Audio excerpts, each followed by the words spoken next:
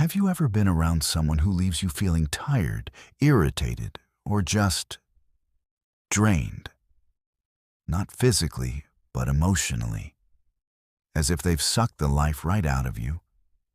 You might chalk it up to a bad day, or maybe think you're just tired. But what if the real reason is the person you were with? Especially after 60, when your peace of mind, emotional balance, and time are more valuable than ever. It's important to recognize something many people ignore their entire lives: emotional vampires. Now, I know the term sounds dramatic, emotional vampire, but once you understand what it really means, you'll start to realize, oh yes, I know one, maybe even a few. And the truth is, they can be anyone: a friend, a neighbor, a family member, even someone you've known for years. They don't wear capes or fangs, but they drain your energy, one conversation at a time. And the worst part? Sometimes they do it without even realizing it themselves.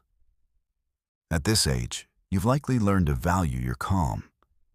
You've been through enough, raised children, managed careers, gone through struggles and victories.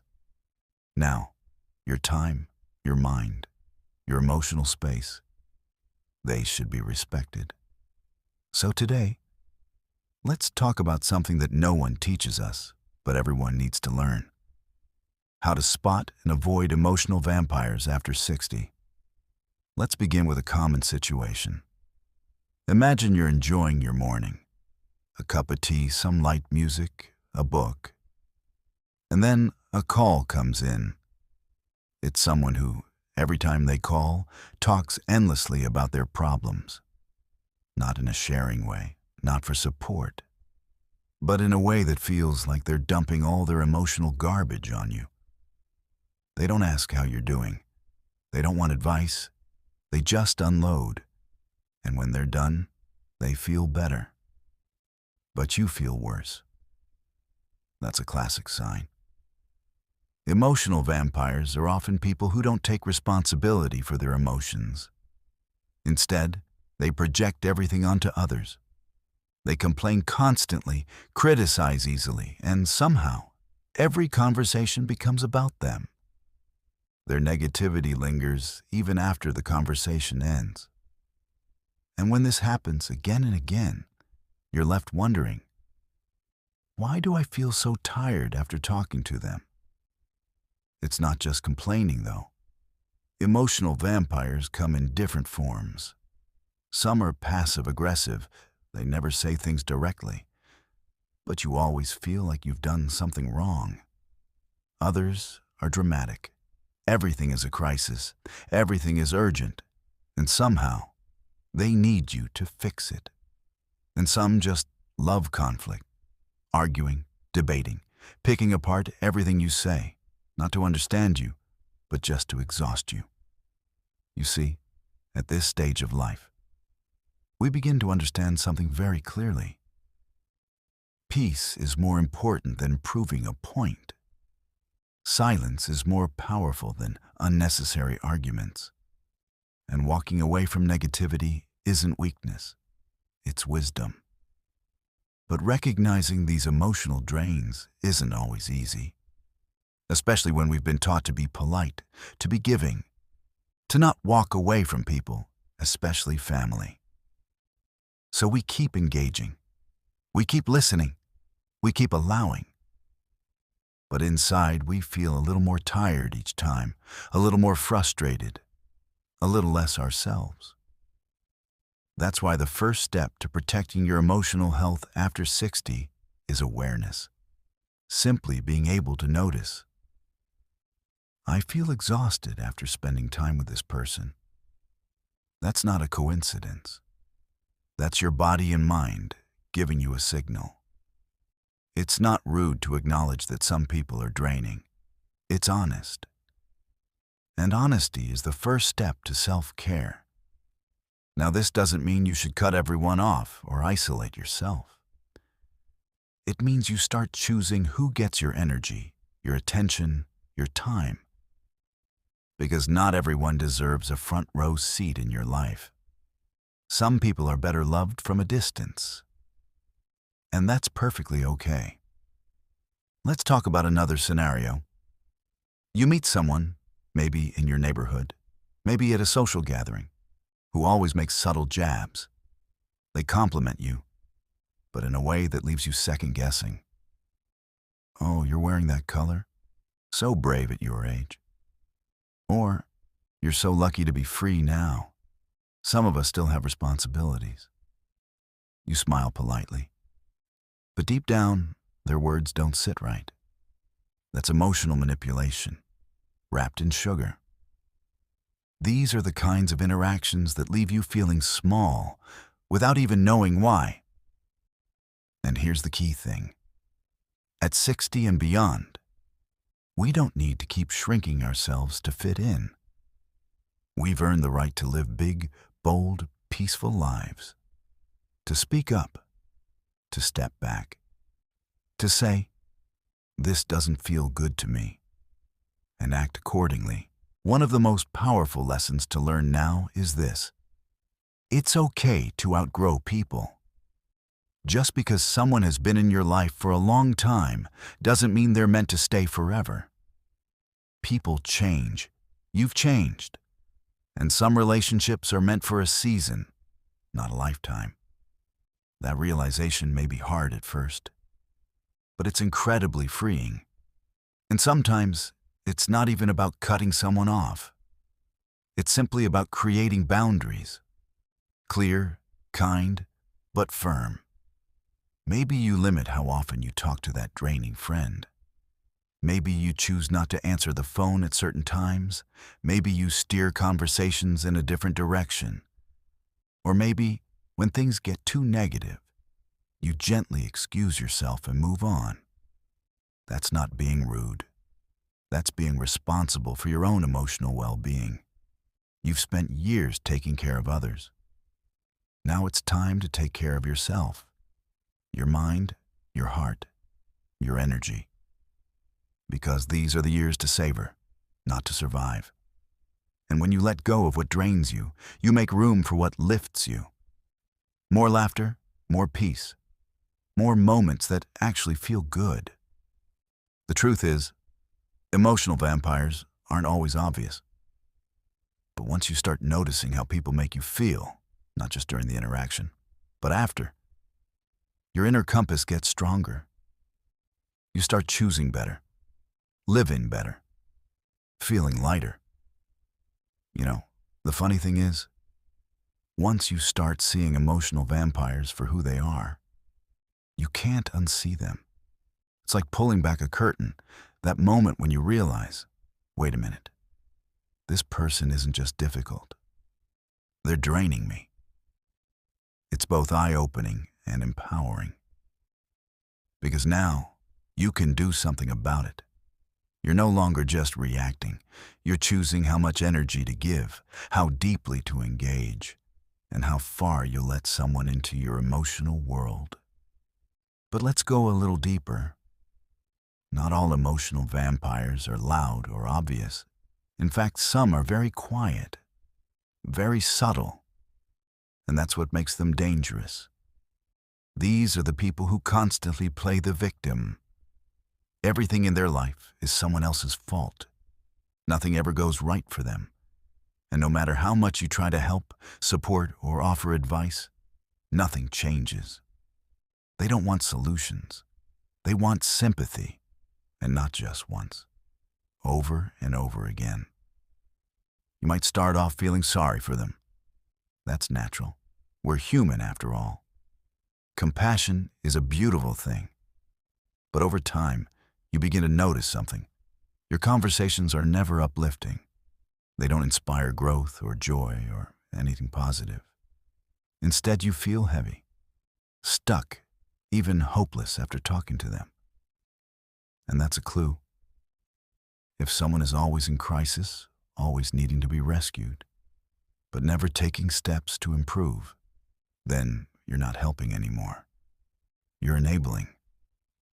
And let's be honest, after 60, You've earned the right to stop being someone's emotional crutch. You're not here to carry other people's baggage. Not when you've got your own peace to protect. Not when you've got days to enjoy, memories to make, sunsets to watch, and laughter to share. Now, here's another tricky type of emotional vampire. The competitor. These are the people who somehow turn everything into a contest. You share a happy moment, and they top it. You talk about your struggles, and theirs are worse. You mention your children, or your health, or your vacation, and they find a way to turn the spotlight back onto themselves. It's subtle, but it leaves you feeling like your experiences were dismissed, as if nothing you say really matters unless it fits into their story. This kind of energy, over time, wears you down. It teaches you to stay quiet, to shrink, to avoid sharing your joys or your pain because, well, what's the point? And that's not a friendship. That's a one-person show. You deserve mutual respect, not a relationship where you're constantly sidelined. And sometimes, emotional vampires don't even come across as negative.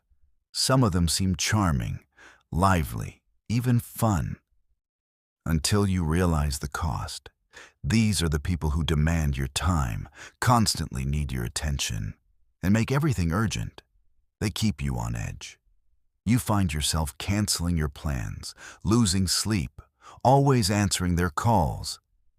And slowly, they start running your day, your energy, and your emotional rhythm. It's not always loud chaos. It can be very quiet control. And at this age, control is the last thing we need from others. We're here to live with intention, not obligation.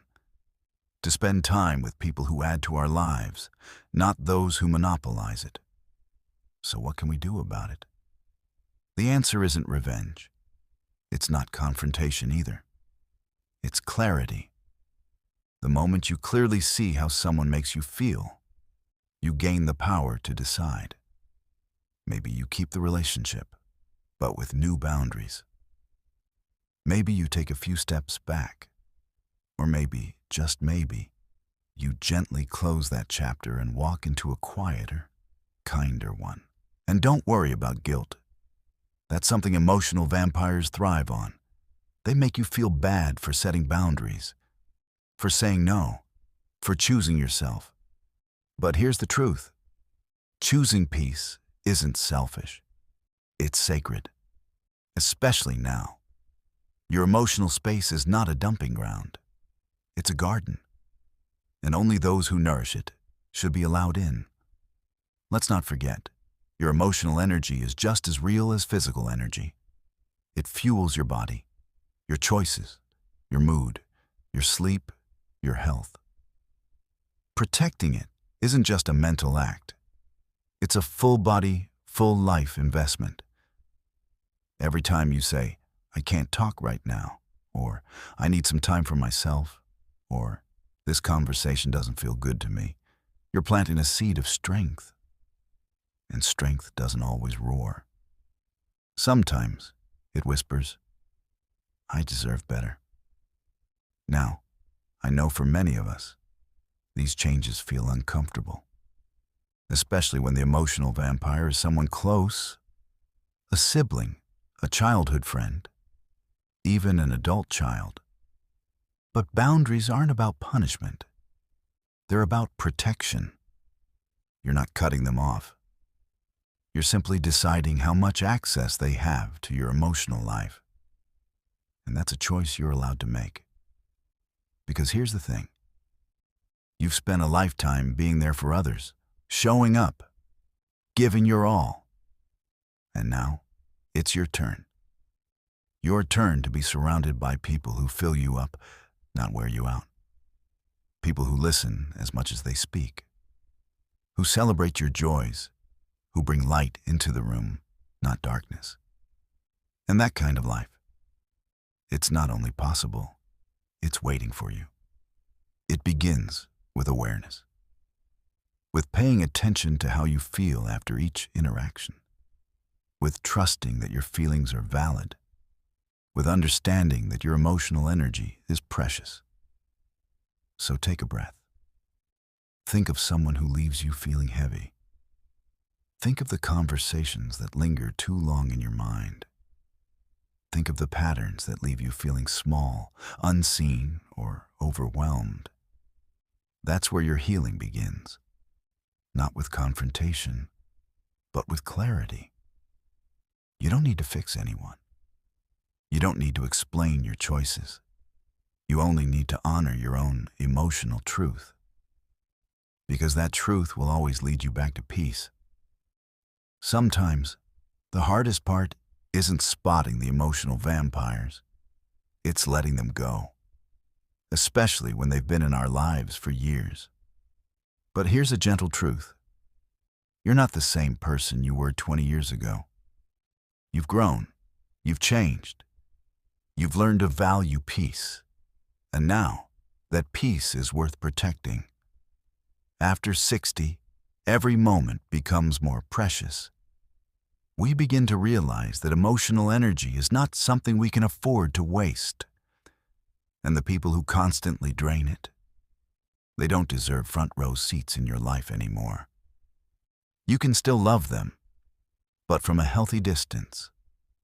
And remember, protecting your space doesn't mean building walls. It means putting up healthy fences with gates that you control. You decide who comes in. You decide how long they stay. You decide what kind of energy you allow into your home, your heart, your mind. It's okay to say no. It's okay to change the subject. It's okay to let a phone call go to voicemail. That's not cold.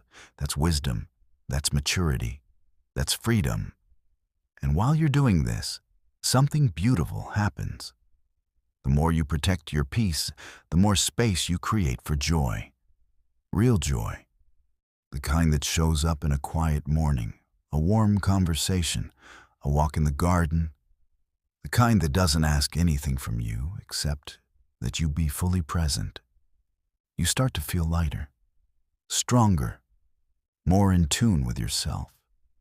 And you begin to attract people who match that energy. Kind souls, uplifting friends, calm company. You realize you don't need to chase anyone. You only need to stay aligned with your own calm.